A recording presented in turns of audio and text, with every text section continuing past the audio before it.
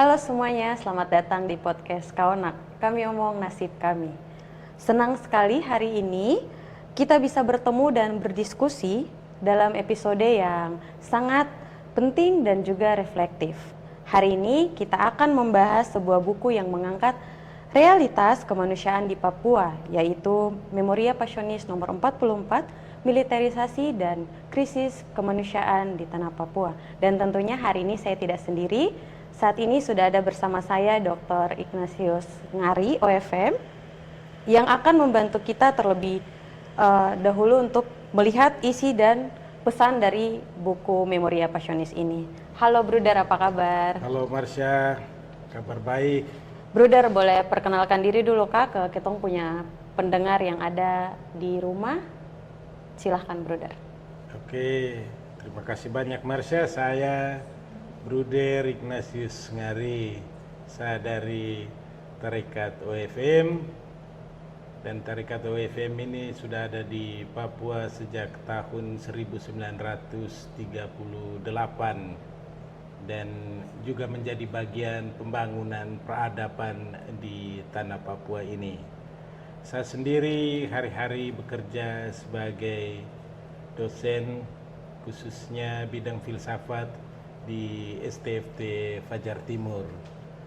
Dan selain sebagai dosen, saya juga menemani para mahasiswa, secara khusus para calon imam dari Ordo itu Fratrum Minorum OFM, dan hari-hari saya hidup bersama mereka, mendorong, memastikan bahwa mereka mendapat pendidikan yang baik, tapi juga berkembang sebagai orang yang memiliki karakter sebagai manusia, sebagai orang beriman, tapi juga orang yang mencintai manusia dan tanah Papua.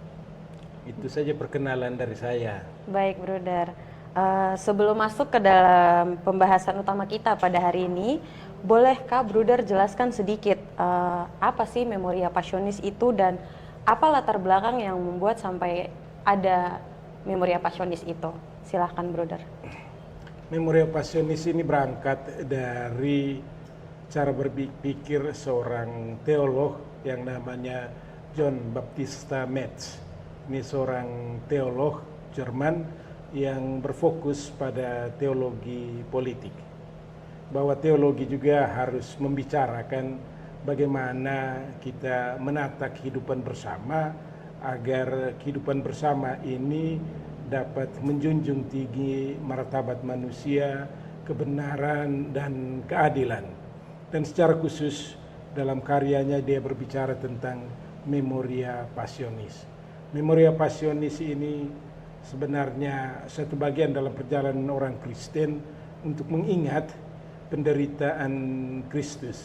Dengan mengingat penderitaan Kristus, kita mengingat tentang perilaku yang dilakukan oleh manusia yang begitu keji, dan juga yang memungkinkan manusia untuk memperoleh keselamatan.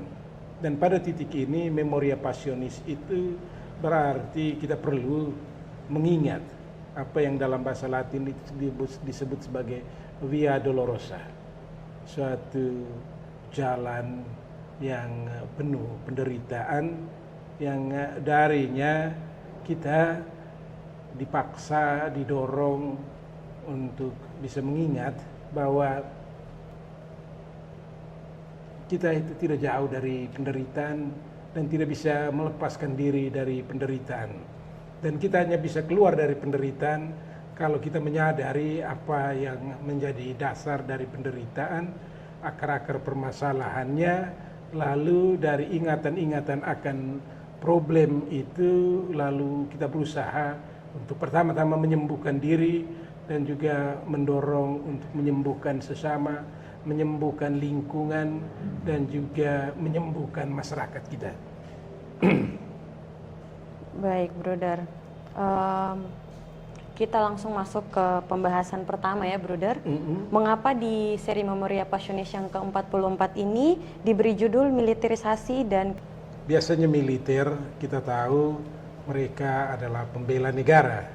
Hari ini militer juga ada di sekolah, militer juga ada di rumah sakit, militer juga itu ada di itu hutan-hutan, militer juga ada di itu daerah-daerah pertanian, dan militer itu juga hadir dalam berbagai macam ruang politik yang membuat kehadiran mereka itu menjadi tidak asing lagi, bahkan juga dianggap normal di dalam kehidupan masyarakat. Dan proses militarisasi itu kemudian dihubungkan dengan krisis kemanusiaan. Mereka itu orang yang terlatih untuk bagaimana membela negara.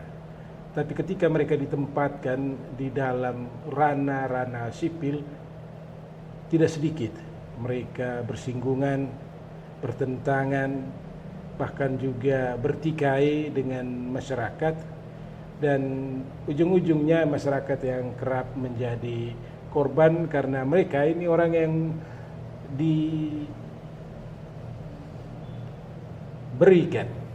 itu mandat oleh negara itu untuk menggunakan kekerasan, tapi juga bukan untuk menggunakan kekerasan terhadap masyarakat. Tapi mereka didorong untuk menggunakan kekerasan untuk membela masyarakat. Tapi karena mereka hadir di tengah-tengah ruang-ruang sipil, akibatnya mereka yang memang terlatih untuk membela negara kerap melihat persoalan-persoalan seperti perbedaan pendapat, melihat persoalan-persoalan tentang ketidaksetujuan dan sebagainya, protes-protes itu dihadapi dengan kekerasan. Itu yang membuat di mana-mana terjadi krisis kemanusiaan.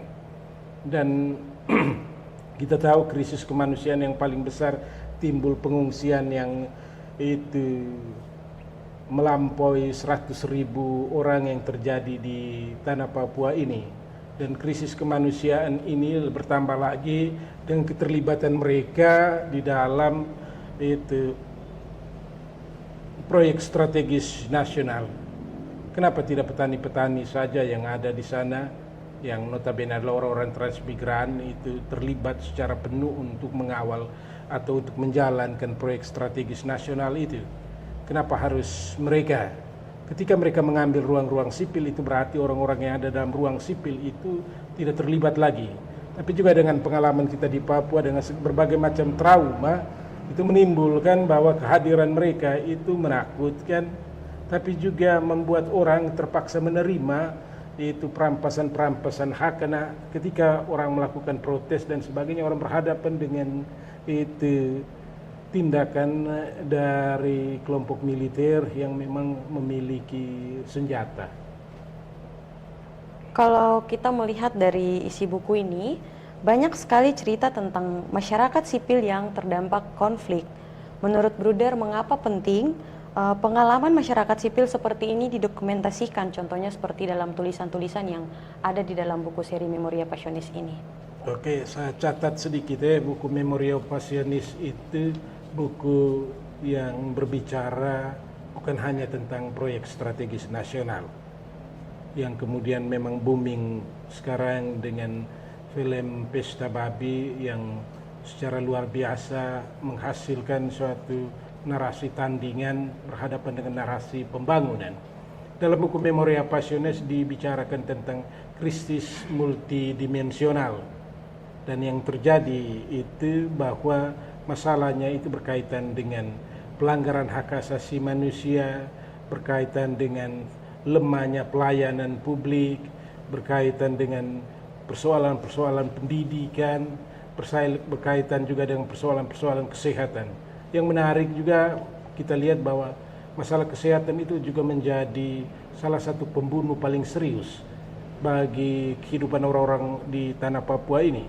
Kita berhadapan dengan narkoba, kita berhadapan dengan alkohol, kita berhadapan dengan HIV/AIDS, kita berhadapan dengan kerentanan ibu hamil untuk memperoleh pelayanan dasar. Dan yang lebih menarik lagi bahwa penyakit ini juga disebabkan juga oleh pembukaan lahan yang begitu besar yang menyebabkan kemungkinan terjadinya malaria yang itu merebak semakin tinggi di tanah Papua akhir-akhir ini.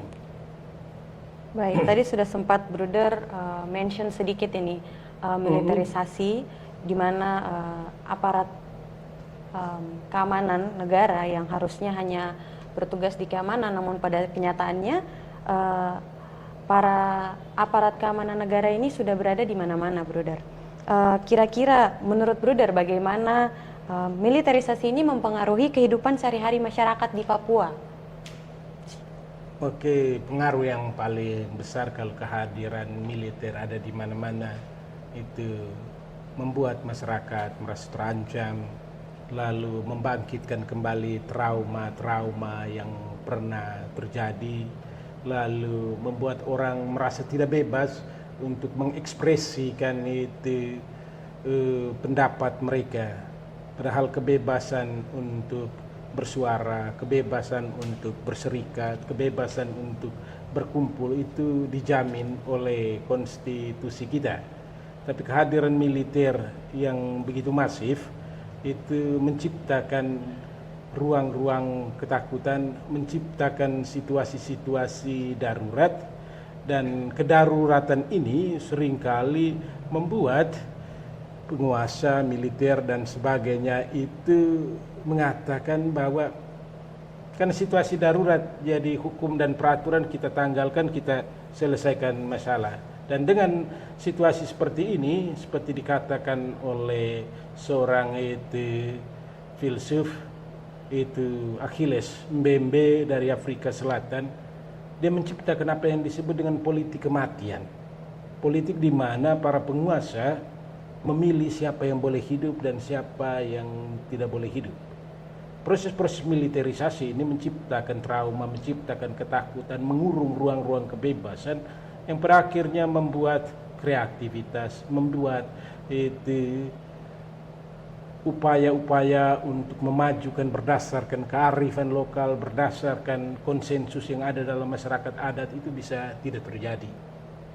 Begitu. Baik, Bruder. Banyak sekali ya pada saat ini tercatat bahwa lebih dari 100.000 masyarakat Papua akhirnya mengungsi, kehilangan akses pendidikan, kesehatan, bahkan kehilangan rasa aman. Menurut Bruder, di situasi seperti ini, apa dampak yang paling signifikan bagi kehidupan masyarakat di Papua yang tidak terlihat oleh publik, namun kami merasakannya selaku masyarakat Papua? Yang paling terdampak itu kan kita sudah tahu di tanah Papua, biarpun itu tidak ada militer dan sebagainya, yang paling terdampak itu seringkali perempuan dan anak-anak.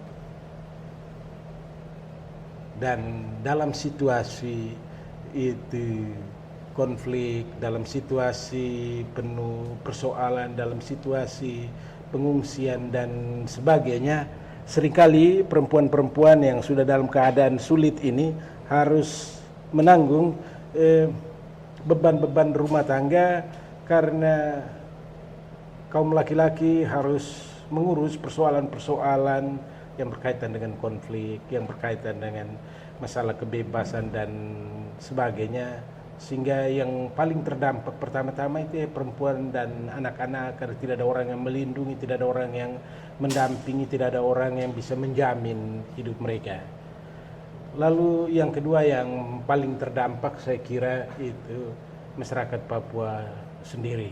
Dan itu kita sudah tahu, kalau orang Papua protes tentang hak-hak mereka, kerap kali protes ini tidak dilihat sebagai ekspresi bahwa mereka sedang mempertahankan hak-hak dasar mereka.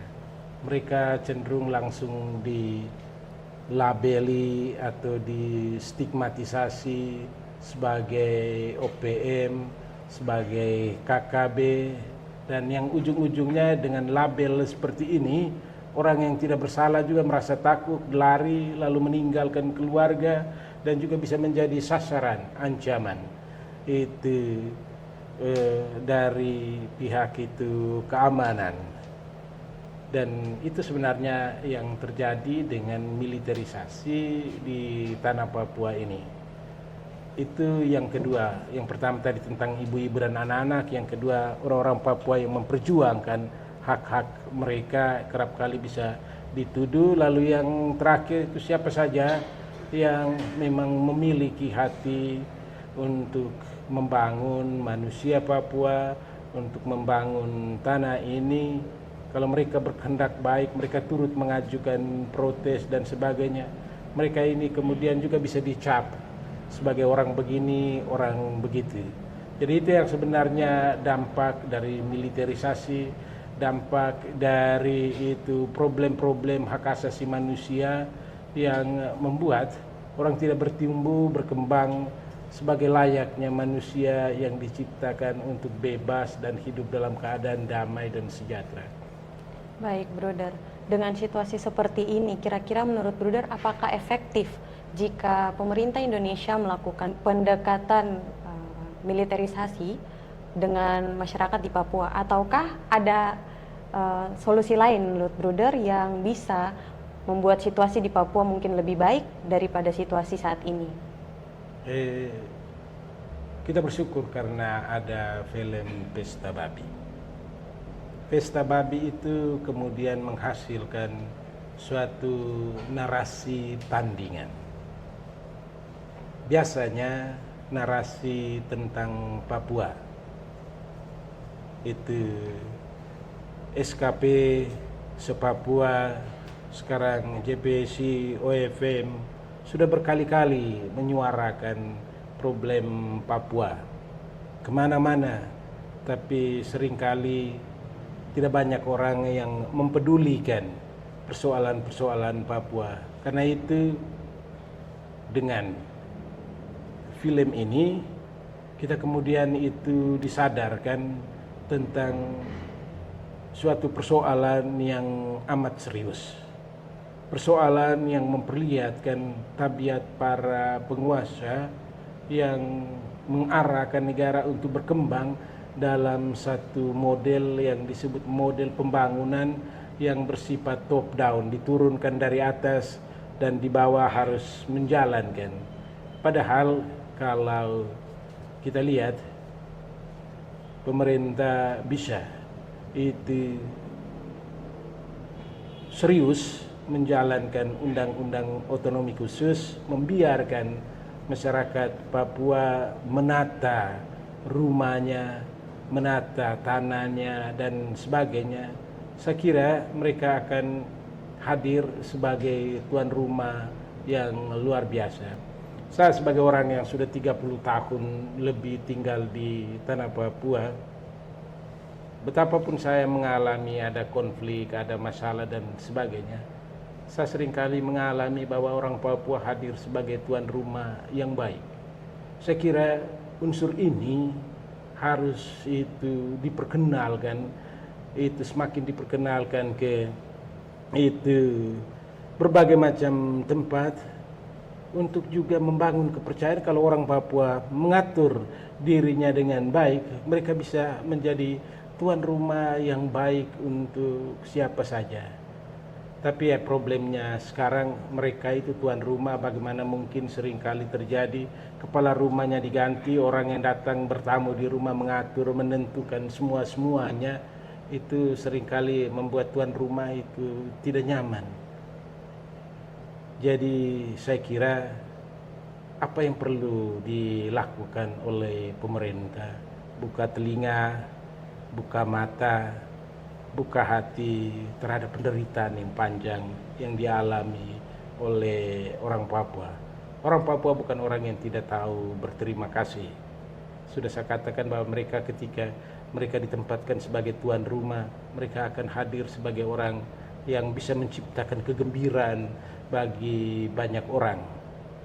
Problemnya seringkali stigma-stigma, anggapan-anggapan, tapi juga mungkin karena pemerintah pusat punya kepentingan tersendiri sehingga mereka tidak menjadikan itu tanah ini sebagai bagian dari negara yang butuh itu keadilan, butuh itu perhatian yang bermartabat. Mungkin orang pikir bahwa otonomi khusus itu suatu bentuk perhatian yang luar biasa bagus. Tapi orang Papua kan seringkali protes begini.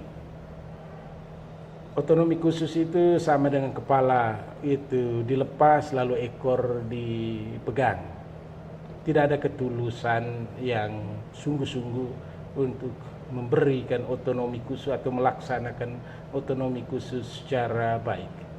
Ekses yang seringkali terjadi, protes bahkan juga pemberontakan, konflik, perlawanan yang terjadi, itu sudah salah satu bagian dari ketidakpercayaan orang terhadap pemerintah dalam persoalan tentang Papua ini.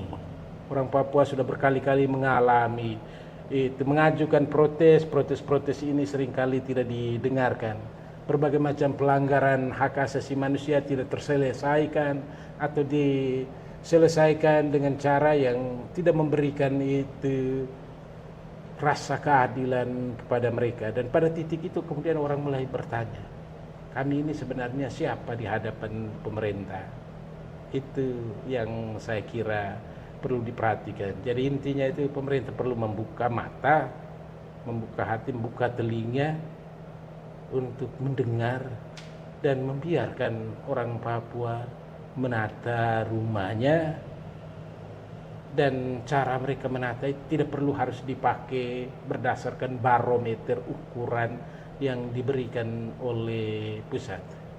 Jangan terlalu menjadikan Papua ini sebagai aset bagi bangsa, karena kalau kita menjadikannya itu sebagai aset lalu kemudian kita dengan gampang memperjualbelikan aset ini seolah-olah Papua ini tanah kosong dan tidak ada manusianya. Itu yang bisa saya katakan tentang pertanyaan yang terakhir itu. Baik, Bruder. Kalau boleh nih, Bruder, disimpulkan, kira-kira menurut Bruder, pesan utama apa yang ingin disampaikan dari buku Memoria Passionis nomor 44 tentang militerisasi dan krisis kemanusiaan di Papua kepada masyarakat luas? Oke, pertama, masalah Papua itu kompleks. Masalah Papua itu tidak hanya PSN. Karena itu pesannya sederhana saja. Tiap orang di bagian itunya sendiri-sendiri, di rumah, di tempat usaha, di tempat kerja, di sekolah, mulailah berlaku adil, mulailah berlaku ekologis, mulailah itu berlaku sesuai dengan semangatnya untuk memperjuangkan kemanusiaan. Jangan kita memperjuangkan kemanusiaan dengan menggunakan lagi kekerasan, karena kekerasan itu tidak pernah akan menyelesaikan masalah. Jadi baik kita yang protes terhadap berbagai macam pelanggaran, kita tidak boleh lagi menggunakan pelanggaran yang sama sebagai alat untuk melakukan protes, karena dengan itu sebenarnya ada yang tidak logis. Kita menolak kekerasan tapi kita menggunakan kekerasan untuk menolak kekerasan. Ini prinsip yang saya kira tidak sesuai dengan semangat yang ada dalam buku Memoria Passionis, semangat sebagai orang Kristen, semangat sebagai orang yang bermartabat, semangat sebagai orang yang didik di dalam kearifan dari tanah Papua itu sendiri. Menurut Bruder, apa yang bisa dilakukan oleh anak muda, mahasiswa ataupun masyarakat umum dan juga masyarakat Papua untuk membangun kesadaran mereka terhadap isu kemanusiaan di Papua? Oke, saya kira itu kita jangan menyebarkan isu. Kita sebarkan itu data dan fakta berkaitan dengan masalah yang ada di Papua ini, agar kita tidak boleh lagi memperkeruh atau memperbesar masalah. Itu berkaitan dengan situasi kita. Lalu yang kedua, saya kira kita juga harus membangun kepekaan terhadap masalah-masalah yang ada di Papua. Jangan cuek, jangan masa bodoh, jangan kita hanya menjadikan tanah ini sebagai aset, orang di sini sebagai aset untuk kepentingan kita. Kita perlu membuka mata terhadap persoalan ini. Lalu yang terakhir, saya kira apa menjadi masa depan kita ketika hutan sedang dirusakkan, ketika rumah sedang dirusakkan. Tidak ada jalan lain selain kita membangun pendidikan. Pendidikan yang saya maksudkan ya baik pendidikan modern maupun pendidikan lokal itu harus dimajukan supaya kita memiliki kekayaan intelektual yang menjadikan modal untuk mengembangkan diri, menghadapi kesulitan dan tantangan yang ada di tanah ini, di mana tanah ini seringkali tidak sama lagi dan akan terus berubah. Dan karena itu kita perlu menyiapkan diri baik dengan pendidikan modern maupun pendidikan yang berkearifan. Dan pesan saya satu, sudah kembali ke adat istiadat kita, tetapi adat istiadat yang bermartabat, yang mendasarkan diri kepada nilai-nilai yang luhur. Baik, Bruder, terima kasih. Terima kasih banyak, Marsha. Kemudian kira-kira kalau misalnya para penonton mau penasaran ini, mau baca buku Memoria Passionis nih di mana? Kira-kira kita bisa dapatkan buku Memoria Passionis itu di mana, Bruder? Saya kira buku Memoria Passionis itu ada di kantor SKPKC, tapi juga ada di websitenya SKPKC. Itu mereka bisa ke sana untuk mengaksesnya atau menanyakan staf-staf di SKPKC untuk menunjukkan di mana bukunya atau menceritakan bukunya, ataupun juga bisa meminta SKPKC untuk datang menjelaskan isi dari buku Memoria Passionis ini. Baik, Bruder, untuk menutup podcast kita pada hari ini, boleh Bruder berikan closing statement sebelum kita mengakhiri podcast kita pada hari ini. Silahkan, Bruder. Kita tidak boleh diam terhadap masalah yang ada di tanah Papua ini. Kita harus terus menyuarakan, tapi menyuarakannya dengan dasar kebenaran, keadilan, dan juga martabat sebagai manusia Papua. Baik, Bruder, terima kasih banyak untuk Bruder Ino yang sudah berbagi perspektif dan juga refleksi bersama kita hari ini. Dari diskusi kita pada hari ini dapat disimpulkan bahwa di balik gemparnya Indonesia pada hari ini ada angka berita konflik, ada manusia-manusia yang berusaha bertahan hidup dan berharap untuk hidup yang lebih baik lagi di Papua. Semoga podcast ini bisa menjadi ruang untuk mendengar, memahami, dan membangun kepedulian terhadap isu kemanusiaan di Papua. Saya Marsha Patai, pamit undur diri. Sampai jumpa di episode podcast berikutnya. Terima kasih.